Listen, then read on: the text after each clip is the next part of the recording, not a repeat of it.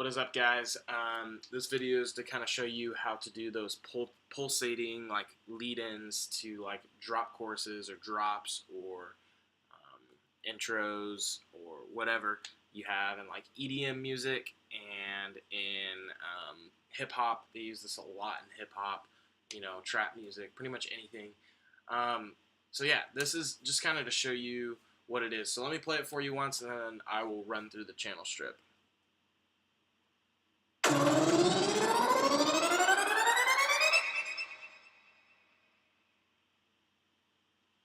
Sweet.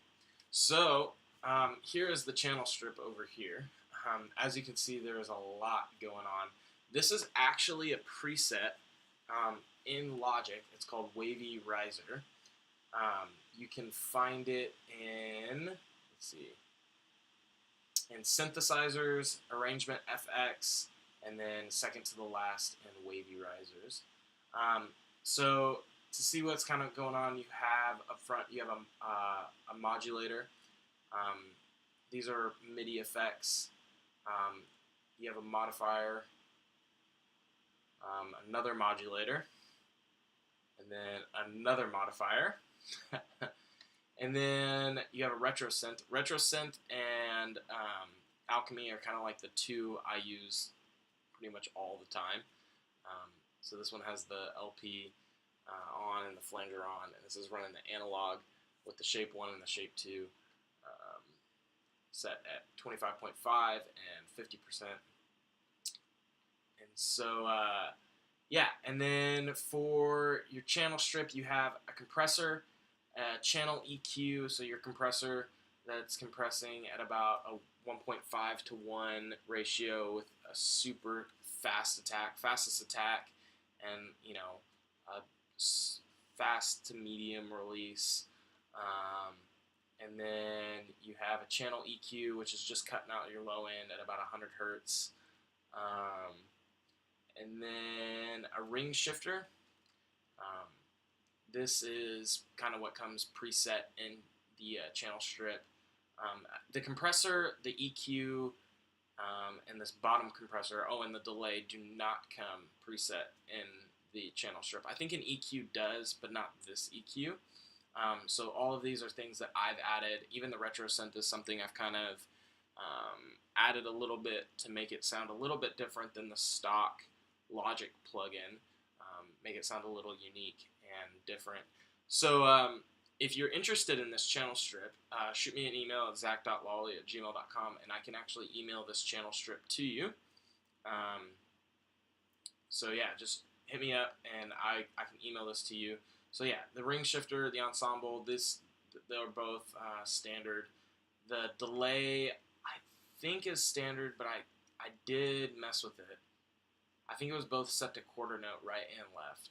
And I think I set it's still quarter note on the left, and then I set it to an 8th note on the right. And then a second compressor with a little bit slower attack and a little bit slower release. I think it's actually about the same. But yeah, still running a 1.5 to 1 ratio. Yeah, and this, I think they're both the Platinum Digital, which is one of my favorites. The other one of my favorite is the Studio VCA. That's another, probably, those two compressors are probably my favorite.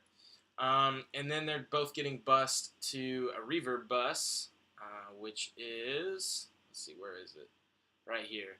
So this ambience, they're both just running Space Designer. I'm not sure. This is just a long ambience, 0.2 seconds, and then this one is a big plate, 4.4 seconds. So this is kind of a longer reverb. The other one's a shorter reverb, and they both have, it looks like a flatline EQ. I haven't gone into mix or master this track yet.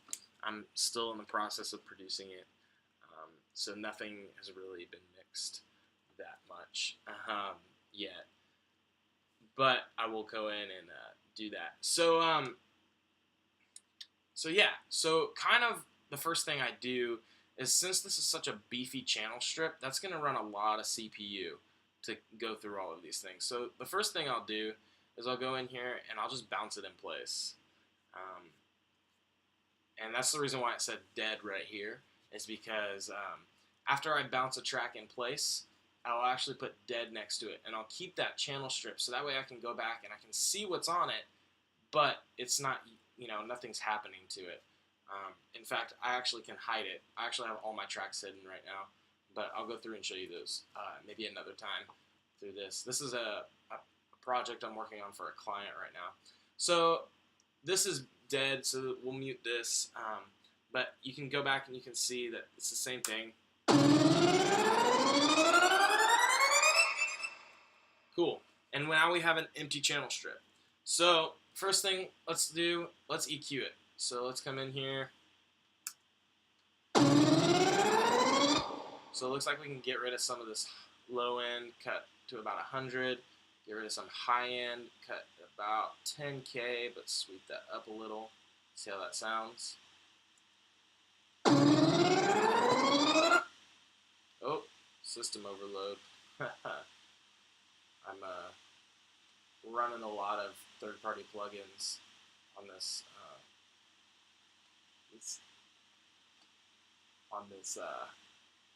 track.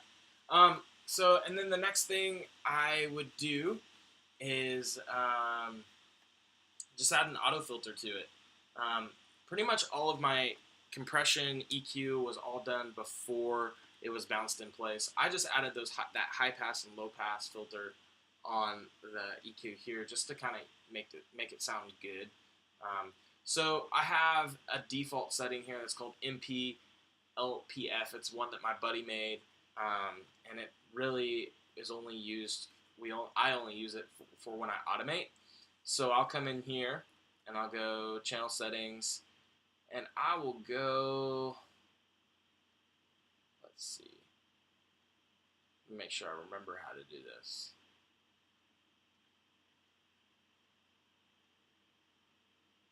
Filter. Nope, that's not what I wanted. Make sure that I selected the MPLPF.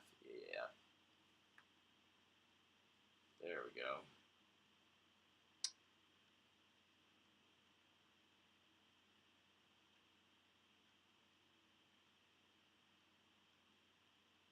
Cut off. There we go. That's what I want. Took me a second. I figured it out. All right. So we're at about 50% here. We want to get to 100. So let's just bump this guy all the way up to 100. This track actually ends on 3. So it ends right here on 3. I'm sorry, not on 3, on 4.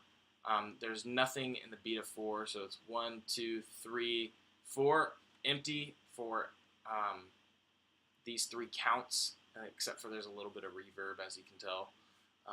And then the rest of the track comes in on 9. So we want this thing to reach its peak right here on count 4, not on count 1 of the next measure. So let's bring this back, line that up to about count 4, and then we'll just come in and we'll see how this sounds. Yeah, so it cuts out some of the low end right there. Let's actually bring that up. Let's take it to about 65. And then let's make this a little bit more drastic towards the end.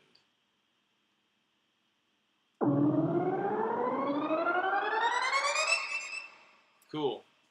So, and you can even see,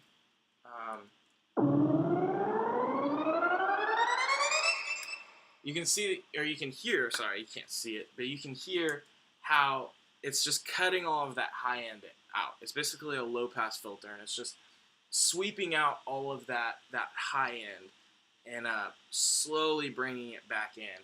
So let me, hopefully my computer doesn't decide to blow up again. But let's play the track now. And I'll just play it to you from the beginning so you can see what it sounds like in context with the rest of the song.